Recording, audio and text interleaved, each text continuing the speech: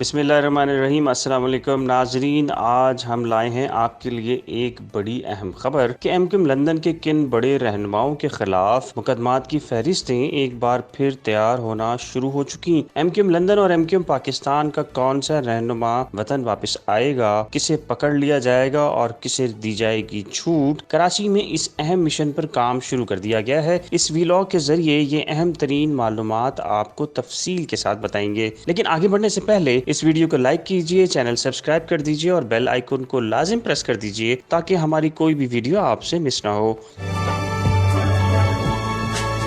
जी नाजरीन, अल्हम्दुलिल्लाह एमक्यूएम धड़ों के इल्हाक और वॉइस ऑफ कराची से मुतल्लिक हमने अपनी गुज़िश्ता वीडियो में जो पेशगोइयाँ की थी बिल्कुल दुरुस्त साबित हुई। मुल्क दुश्मन एजेंडा रखने वाली एमक्यूएम लंदन की वॉइस ऑफ कराची की मुहिम सोशल मीडिया पर बुरी तरीके से बेनकाब हुई। अब एमक्यूएम लंदन के रहनुमाओं के खिलाफ कराची में एक अहम खुफिया ऑपरेशन जारी है। ये खुफिया ऑपरेशन एमक्यूएम लंदन के रहनुमा नदीम नुसरत और वासे जलील के उन बयानात के बाद शुरू हुई जिसमें मुल्क दुश्मन एजेंडा रखने वाली एमक्यूएम लंदन ने सोशल मीडिया पर वॉइस ऑफ कराची की मुहिम चलाने और जनवरी तक पाकिस्तान में आने का ऐलान किया था। नाजरीन, जैसा कि हमने आपको पहले ही बता दिया था कि ये मुहिम सोशल मीडिया पर बुरी तरीके से नाकाम होगी। अब अगला मरला है एमक्यूएम लंदन के रहनुमाओं का पाकिस्तान आने का ऐलान। मगर सवाल ये पैदा होता है कि पाकिस्तान की हिफाजत करने वाले मुहिब वतन इदारे क्या मुल्क दुश्मन एजेंडा रखने वालों को वतन वापस आने की इजाजत देंगे। नाजरीन, हमारे जराए बताते हैं कि पाक सरजमीन की हिफाजत पर मामूर इदारों ने